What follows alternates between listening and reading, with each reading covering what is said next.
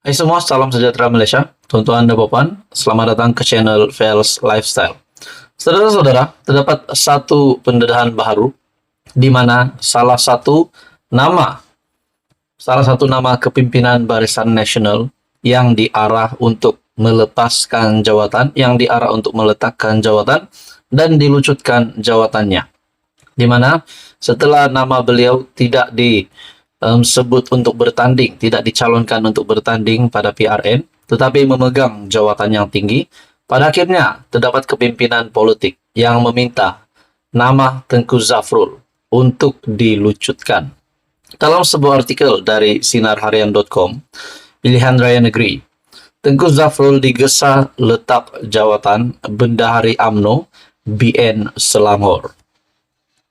Ahli Majlis Kerja Tertinggi UMNO, Tengku Datuk Seri Zafrul, Tengku Abdul Aziz.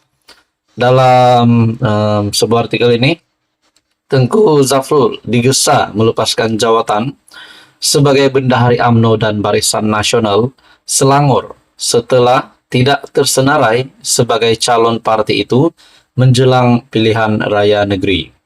Menurut Anda, tuan-tuan dan puan, Tengku Zafrul yang memegang jawatan sebagai Bendahari UMNO dan Barisan Nasional Selangor memegang jawatan yang tinggi tetapi tidak bertanding pada pilihan raya negeri, tidak dicalonkan. Adakah beliau wajar untuk melepaskan jawatan? Dalam artikel ini, Ketua Pemuda UMNO Kota Raja, Muhammad Zafarullah Muhammad Nordin berkata, tidak wajar Tengku Zafrul terus memegang jawatan utama parti sedangkan telah disisihkan daripada keputusan penting. Dakwanya, Tengku Zafrul juga tidak dilibatkan dalam rundingan kerusi dan strategi parti di peringkat negeri. Pemuda UMNO Kota Raja berharap Ketua UMNO Bahagian Kota Raja, Tengku Zafrul, dapat melepaskan jawatan Bendahari UMNO dan BN Selangor. Dalam artikel ini lagi, memegang jawatan tetapi disisihkan daripada keputusan penting menunjukkan pelantikan sebagai bendahari sekadar kosmetik semata-mata tanpa tanggung jawab yang signifikan, katanya dalam satu kenyataan pada Ahad. Dalam pada itu, Zafarullah berkata, walaupun kecewa Tengku Zafrul tidak dicalonkan, pihaknya akan membantu Pakatan Harapan untuk memenangi kerusi di kawasan itu. Walaupun kecewa dengan keputusan parti tidak mencalonkan Tengku Zafrul dalam PRN kali ini, kami di Pemuda UMNO akan tetap membantu calon-calon PH yang bertanding di Kota Raja, katanya. Tengku Zafrul yang juga Menteri Pelaburan, Perdagangan dan Industri MITI, akur apabila nama beliau tidak tersenarai sebagai calon dalam pilihan raya negeri Selangor. Katanya, sebagai ahli parti, beliau menyerahkan kebijaksanaan pucuk pimpinan untuk menentukan strategi terbaik untuk memenangi pilihan raya dan menyatakan komitmen untuk membantu calon kerajaan perpaduan dalam pilihan raya negeri. Akhirnya, saudara-saudara, untuk pilihan raya negeri ini, Tengku Zafrul yang juga bekas Menteri Keuangan diarah untuk meletakkan jawatan sebagai Bendahari UMNO BN Selangor. Jadi adakah apa yang dinyatakan oleh Ketua Pemuda UMNO Kota Raja, Muhammad Zafarullah, yaitu menggesa Zafrul untuk meletakkan jawatan adalah satu keputusan yang relevan. Menurut Anda, apa komen Anda? Teruskan bersama di dalam channel ini untuk info yang seterusnya. Mohon bantu channel ini dengan menekan butang like, share, dan subscribe. Hai semua, salam sejahtera Malaysia. Selamat datang ke channel Vels Lifestyle. Tuan-tuan dan puan, baru-baru ini, Perdana Menteri Datuk Seri Anwar Ibrahim sekali lagi dengan sebuah pendedahan yang pasti mengejutkan ramai orang, kepimpinan politik terutamanya, kepada semua musuh-musuh politik Perdana Menteri hari ini. Mungkin saya boleh katakan Muhyiddin Yassin, mungkin juga Tun Dr. Mahathir, Hadi Awang, dan sesiapa sahaja yang memusuhi Perdana Menteri Datuk Seri Anwar Ibrahim hari ini. Saudara-saudara, dalam sebuah artikel kenyataan dari Perdana Menteri, artikel dari biharian.com, pulangkan semula harta dicuri atau bersedia untuk disiasat, kata Anwar. Persoalannya, adakah kenyataan ini ditujukan kepada Muhyiddin Yassin? Adakah kepada Tun Mahathir ataupun sesiapa saja pemimpin politik yang diketahui oleh Perdana Menteri yang pernah mencuri harta ataupun duit negara sehingga hari ini belum dikembalikan?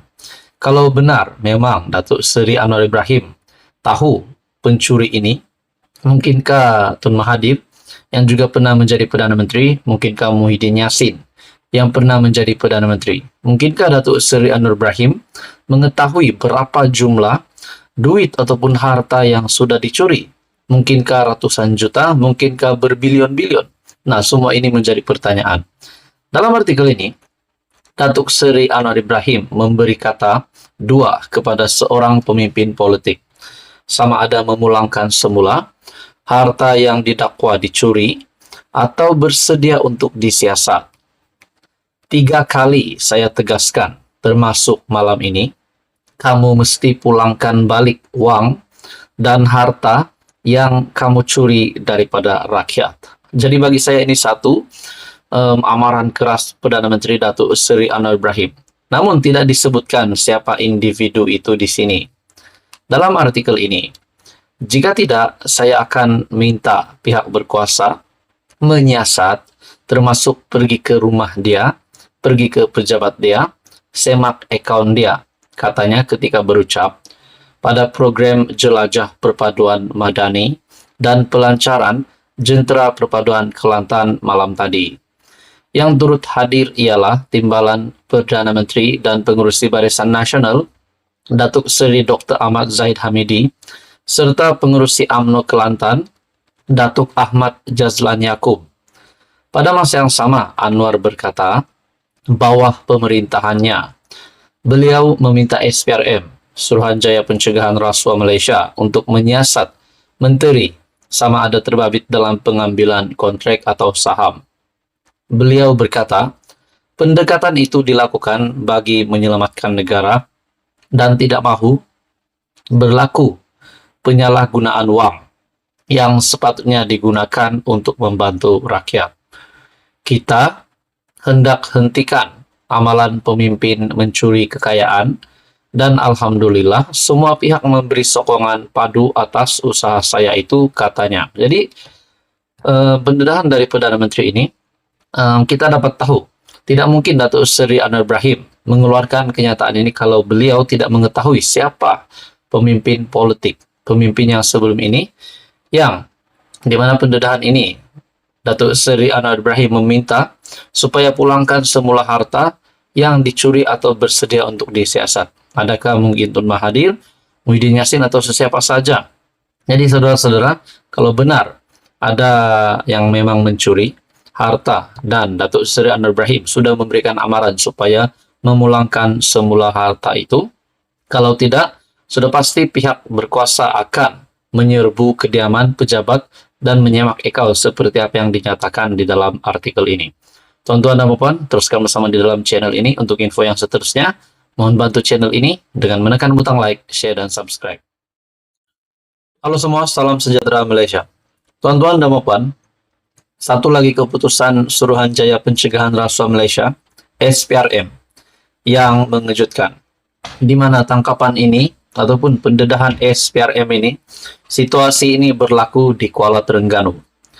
Di dalam sebuah artikel daripada sinarharian.com, SPRM tahan suami isteri bantu siasatan salah guna kuasa. Suruhanjaya Pencegahan Rasuah Malaysia (SPRM) menahan sepasang suami isteri bagi membantu siasatan berhubung dakwaan salah guna kuasa. Suspek pertama yang merupakan seorang pegawai awam negeri berusia lewat 30-an ditahan kira-kira jam 6 petang pada Ahad, sementara isterinya yang berusia 40-an ditahan sekitar jam 3.30 petang ketika hadir memberi keterangan di pejabat SPRM Terengganu. Suspek yang merupakan seorang pegawai awam negeri dan isteri disyaki menyalahguna jawatan untuk mendapat perolehan kerja mencecah ratusan ribu ringgit. Menurut sumber, suspek dikatakan mengesyorkan syarikat milik ibu bapanya yang diuruskan oleh istrinya bagi mendapatkan perolehan kerja di sebuah jabatan kerajaan di Terengganu sejak 2019. Sumber memberitahu, SPRM turut merampas beberapa kenderaan mewah milik pasangan itu dianggarkan bernilai lebih Rm100.000 yang dipercayai mempunyai kaitan dengan kes disiasat. Katanya, kedua-dua suspek akan dibawa ke Mahkamah Magistrate Kuala Terengganu pada Isnin bagi mendapatkan permohonan reman. Sementara itu, pengarah SPRM Terengganu, Hazrul Shazrin Abdul Yazid, ketika dihubungi, mengesahkan penahanan tersebut. Katanya, kes itu disiasat di bawah Seksyen 23 dalam kurungan 1 Akta SPRM 2009. Jelas beliau, siasatan menyeluruh akan dijalankan dengan kemungkinan suspek juga terlibat dengan kerja-kerja perolehan yang lain. Jadi ini sudah pasti satu lagi kegiatan yang tidak disuka ramai, di mana SPRM membuat pendedahan. SPRM menahan suami istri bantu siasatan salah guna kuasa. Sudah pasti kesalahan salah guna kuasa ini ramai yang terlibat, biasa kita dengar. Tapi akhirnya SPRM membuat penahanan ini. Dan ini berlaku di Kuala Terengganu. Bagi saya ini pasti satu kejutan kepada kepimpinan politik di Malaysia. SPRM yang menahan sepasang suami istri bagi membantu siasatan berhubung dakwaan salah guna kuasa.